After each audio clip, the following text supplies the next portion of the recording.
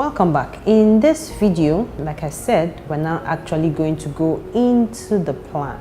How do we craft a plan that gets us back into our husband's lives, that gets us to permanently reclaim his love, his attention, his interest, and his respect? First step is a mindset makeover. There's so much power in the mind. They say where your mind has not been to, you cannot get there. So what do I mean by mindset makeover? There are 5 things I mean. The first one is you need to tell yourself and you need to believe that the key to getting your home back to what it used to be, and actually an even better state, is in you. Everything you need, Bible says that, and the Lord has given unto us everything that we need for life and godliness. Everything that you need for you to turn around the situation that you are facing today is in you. I know it sounds very, very cliche. You're like, many former, you really have no clue what I am going through. This man has totally changed. He doesn't even come home at night. I know. But once again, I'm telling you that everything that you need to turn around this situation is in you, and you have access to it. Okay? The second thing I want you to also know in terms of your mindset makeover is that your husband can still love you again. It doesn't matter how far gone he has gone, or how far he has gone, or how detached he's become. Your husband can still love you again. There is still good in him. There's this thing that is called the Pygmalion effect. The Pygmalion effect, or the Rosenthal effect. The Pygmalion effect takes its source from a Greek myth, but I won't go into the Greek myth part. I will talk about the Rosenthal effect. They are similar things. But the Rosenthal effect came out of a study by Rosenthal Jacobson. But what it tells us is that higher expectations of a person would usually bring out higher results and higher performance and results from that same person. So a study was conducted amongst children in elementary school in California. What happened? So this group of children were taken, and then they were given an IQ test. Their scores were noted. And then out of the children, a number of them were selected randomly. And the teachers were told that these students who were selected randomly were among those that potentially could be the best in terms of IQ. So they were IQ bloomers. But that wasn't the case, really. So they did not choose the people. Let's say they took 20 students. They didn't take the 20 students that had the highest score. They took 20 random students. But they didn't tell the teachers this. They just told the teachers that these 20 students, gave them their names, were students that had potential for high IQ. What happened? These teachers worked with these students, and it was interesting that at the end of the study, a subsequent IQ test was done. And it was interesting to see that even those that had a lower IQ at the beginning of the study actually had jumped up and gotten a higher IQ score. What did this show? It showed that the teachers, when you are told that you have a bright student, you unconsciously work with that student that way. You give the student the best. If the student is not getting a particular question, you keep saying, I know you can do this. You believe in the student. And then that's what takes them to higher performance. So the higher expectations of the students push them to get the higher performance. It's the same thing with our marriages. The more you keep telling yourself, oh, my husband, he can't do this, he won't do this. The truth is that that's what you will see. When you start to speak positive words and believe them and act with your husband like that. So you see, this man that has gone away, you will love me. You will come back home. You will become the man that stole my heart. You will become an amazing father. And you start to walk based on those things. It will reap, and it will reap the fruit that you desire. So the first thing, the key to fighting for your home is in you. The second thing is your husband still has the ability to love you. The third thing now is, in your mindset makeover, you need to understand the task that is ahead of you. It's not going to be easy. Like we say here in Lagos, it's not going to be beans. It's not going to be easy. So you need to prepare yourself. If you were planning to trek from one city to another, you will be well prepared mentally, emotionally, and with your physical supplies, versus you just found yourself on that journey. Halfway through, you might actually give up. But when you've prepared for something, the possibility of you getting it done is much higher. So you need to understand the task before you. It is not going to be easy. The truth is that in the situation that you are today, you've most likely gone into a shell. And you're like, you know what, all these things he's doing, I don't want it to hurt me. And so you've gone into your shell. He's also gone into his own shell. But you have to come out of your shell. And coming out of your shell means that you're going to be vulnerable. You're going to be sensitive. But you won't have to come out of your shell to do what needs to be done.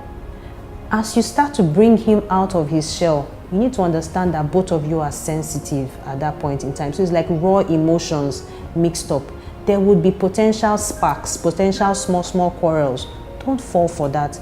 Don't fall for any small reason to quarrel. You need to believe and you need to know what you're gunning for, what's your destination. Don't let small things take you back or distract you. So understand the task before you. It won't be easy, but it's doable, it's possible. It might take time, but at the end of the day, you will have your home back. Okay? So that's the third one, understanding the task before you.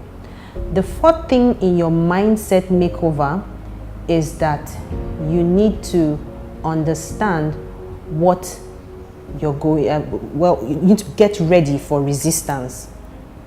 It's not going to be easy. Remember, we've just had this discussion. By God's grace, you will go away with a plan to get back into your husband's lair. Let me tell you what it's going to look like to your husband. It's going to look like, oh my God, this woman just woke up overnight and she's just being nice. Seriously, all of a sudden, you want to have my food ready on time. All of a sudden, you want to massage my back. What's happening? What does this woman want? He's going to be suspicious. It's normal. He's actually going to be like, am I safe?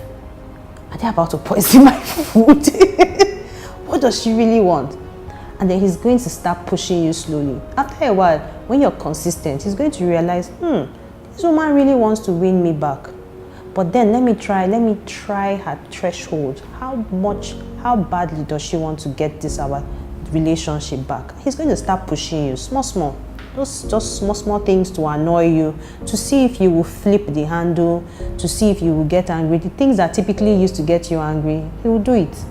And the truth is that he's doing it to test you, to see how determined are you to get this thing back. So it's not a case of you get it back today and next month you change again. He also doesn't want all those changing up and down. So he wants to be sure that this is really a new and it changed you. So for example, if you're in the habit of when your husband is talking to you, you get very upset and you start to reply, he's going to work on that anger. He's going to ignite it because he wants to check, are you going to get angry? Are you going to respond back? He wants to see what you're going to do. So you need to be mindful of these things. You need to know that at every point in time, this is the big picture. I knew it wasn't going to be easy, but I need to get it done. And then lastly, you need to be prepared to make changes to yourself. You're not perfect. The same changes that you expect to see in him, you possibly might actually be in need of those changes. I remember once, much earlier in my marriage, where we were having friction. And I had become so focused with my work and my activities as a wife and a mom that I actually, once again, had ignored the needs of my husband. And I remember that when the tension was so much, one night I kept praying. I'm like, God, what do I need to do? Please, can you have mercy, intervene, bring your joy back into my home. And then one night he just woke me up. The Holy Spirit woke me up and started giving me a list of things that I needed to change in myself. I was blown. Like, me, daughter of the Most High, I have these issues. And was listing it. There were like 5 of them. Some of them were things that I felt, if my husband knows that this is me now. But obviously these were things that had been hitting our relationship. So you need to be prepared to make changes to yourself as well. He might ask for things. You need to go back and check, what are the things in me that I need to change? sometimes it's very, very difficult, us being open to ourselves and saying these are my improvement areas, these are the areas where I'm failing. Go back to the Holy Spirit and ask, Holy Spirit, please, is there anything in me that I need to change, that I need to improve? Just show me. Show me and I will work on it. You also can have a discussion with your husband, or first of all, you can backtrack and think about all the times you've always had quarrels. What are the things that he complains about?